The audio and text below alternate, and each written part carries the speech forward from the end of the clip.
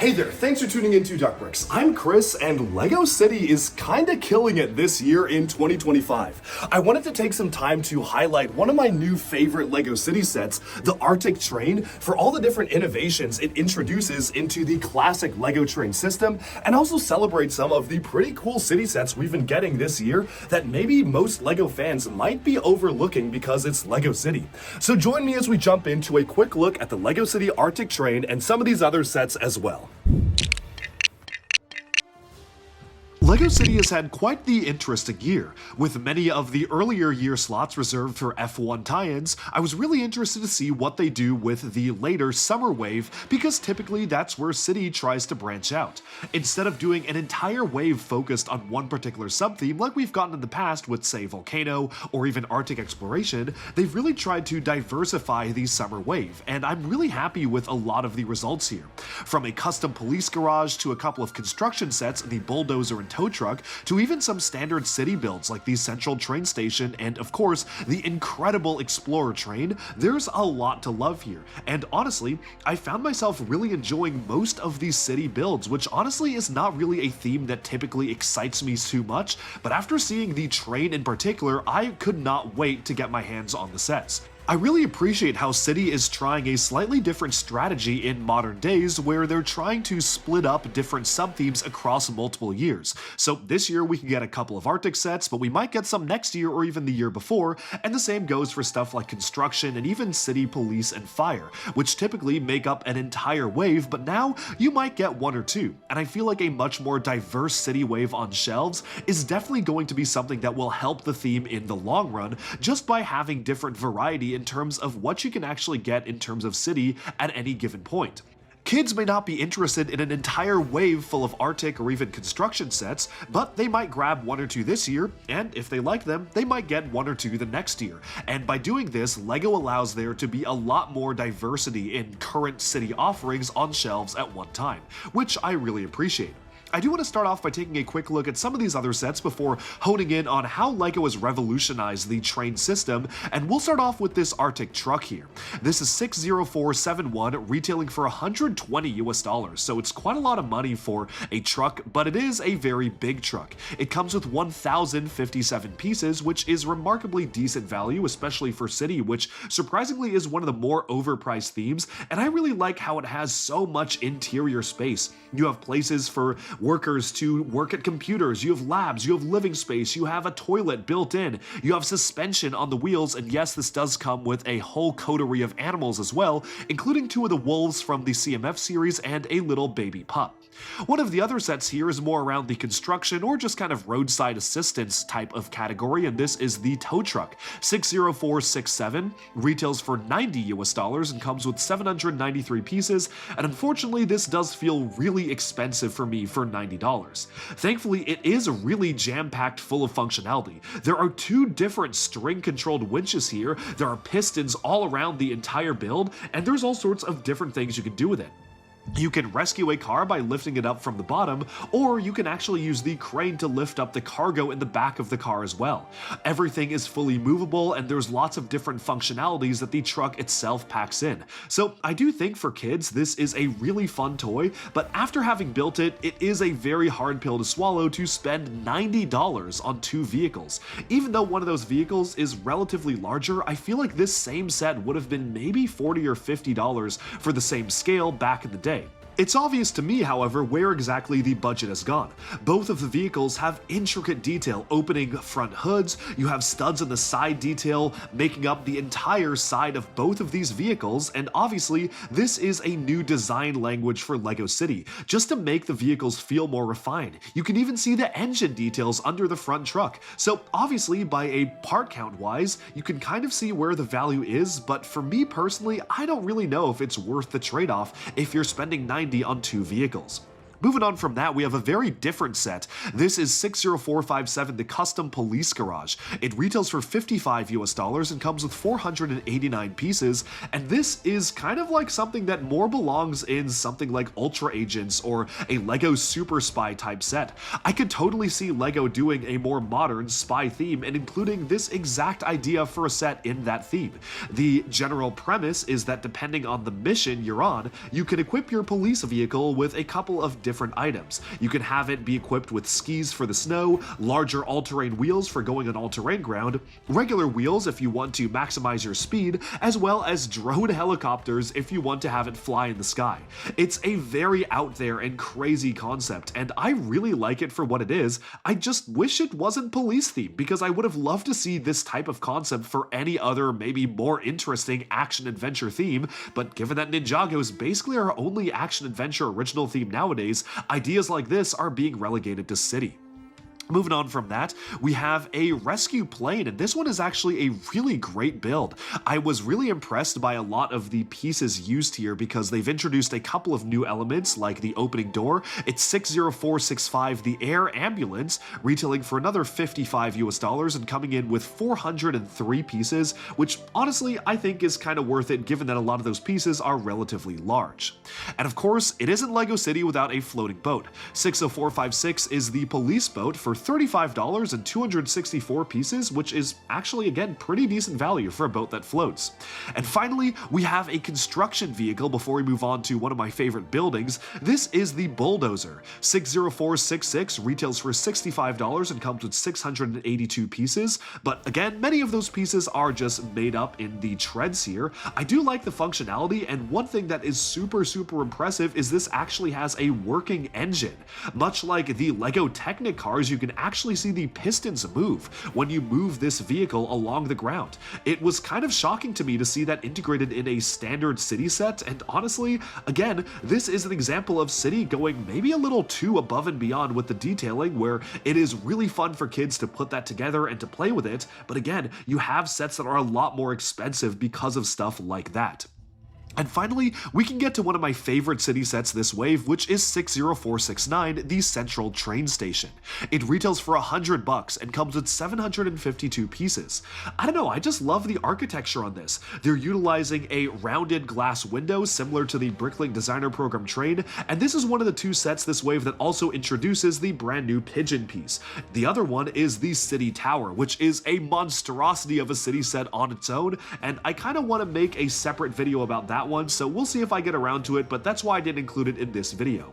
There's a working elevator, which is fantastic to see, as well as a really nice office for the controller, who does include some crutches to monitor all the trains. But now it's time to take a look at the elephant in the room, and that is the Explorer train.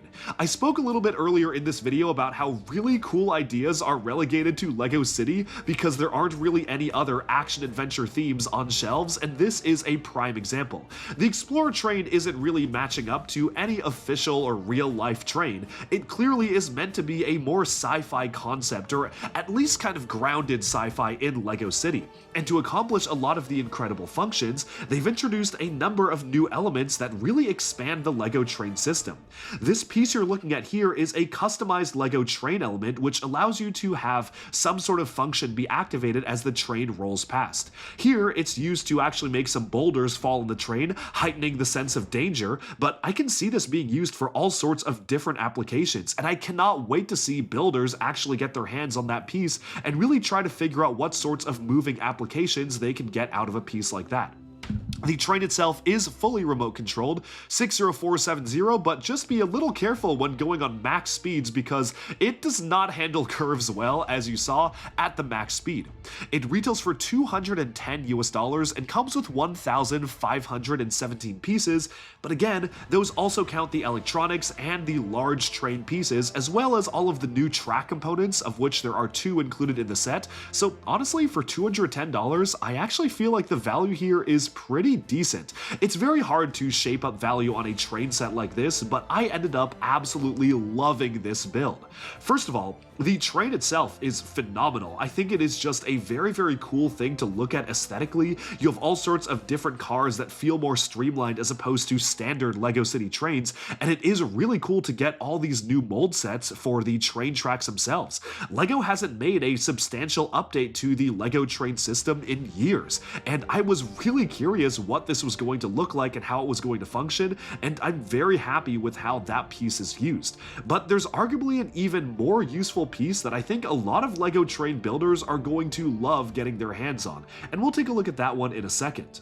While this new action-oriented train piece is awesome for functionality, I am curious because it is a little bit limited in its design, where you always have to incorporate some sort of action that involves something being moved or jiggled up and down as the train wheels roll over the tracks. There's obviously a number of things you could do with it, but I think this was the perfect application to literally have the boulders fall on the train.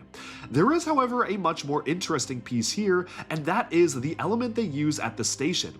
If you didn't catch quite what it does, basically if your train ever gets misaligned or derailed over the process of playing with it, it literally automatically resets the train back on the tracks. This is a very revolutionary new piece, and I think that there's a lot of train builders who will absolutely love to get their hands on it, because imagine if you have a massive mock display and you have train tracks going all around the convention center. Well, all you need to do is scatter a few of those tracks around your entire layout, and trains will automatically go back on track if they ever get derailed. Obviously, it doesn't help for crazy derailments, but if one or two wheels go off center, well, you can see there they just automatically get reset. No matter at what speed the train is going, either very slow or very fast, I found that this works incredibly well, and I really tried to experiment with messing around with it. Like, I removed this entire car from the tracks and tried to see how well it would be able to reset it, and boom, there you go, it is moving on the track just like normal. This is super cool. I think that this is a very interesting piece to analyze, and I'm sure that for LEGO designers, it was actually quite difficult to get it right. If you had told me how to make an automatic train resetting piece, I would have had no idea where to even begin with that, but it is really impressive and deceptively simple. Obviously, then it begs the question, well, why can't you just make every single piece that so trains will never get derailed? And well, I mean, I think it does kind of mess with the aesthetics. It really does work the best when you have it on a base, or you have it kind of with a train going into a loading dock, because it feels more like a platform it can roll across, and you have the added benefit of course having vehicles be able to ride across it as well, but it is very simple. Obviously, if a train gets derailed, it basically just pushes it back on track, and the track intersection is smooth enough that it kind of forces the train wheels to just fall back into place. But of course, the train is just one part of this entire set. You see, this set features the return of Johnny Thunder. Well, he technically returned a couple of years ago for the jungle exploration sets, but he is also exploring the Arctic here. I don't know, there is something a little bit weird about seeing Johnny Thunder in a fully modern setting, especially because this train pushes the boundary of like sci-fi and realistic modern fiction. Honestly, I feel like Johnny Thunder works the best when he's an Indiana Jones type action hero, kind of a pulpy 60s or 70s, maybe like World War II era action hero. I feel like that is where he works the best. So it is a little strange seeing him alongside a super high-tech modern train, but hey, you know what? Johnny Thunder has, I guess, got to change with the times. I still wish that LEGO would give us just adventures back in full form, but honestly, I don't know how well those sets would sell nowadays, so I guess this is better than nothing. Of course, the base itself is quite nice. You have some pretty interesting building techniques being used, with the large rim elements being used to actually make up the archway over the base itself. You have a living space in here, a controller area, even a little coffee machine, and yes, two adorable little Arctic foxes here. Those are the baby Arctic foxes, and of course there are all sorts of other things to see. Here's a closer look at how that train piece works. You can kind of have the train tracks push this button up and down, which is so interesting. And of course, the cave itself is built with pretty nice studs on the side detailing. The rock work and the snow is really nice. I love how the snow feels more curved and poofy versus the rocks feeling very sharp and angular. It's just a really nicely built construction for this cave the train passes through, and I think it makes for a very interesting build altogether.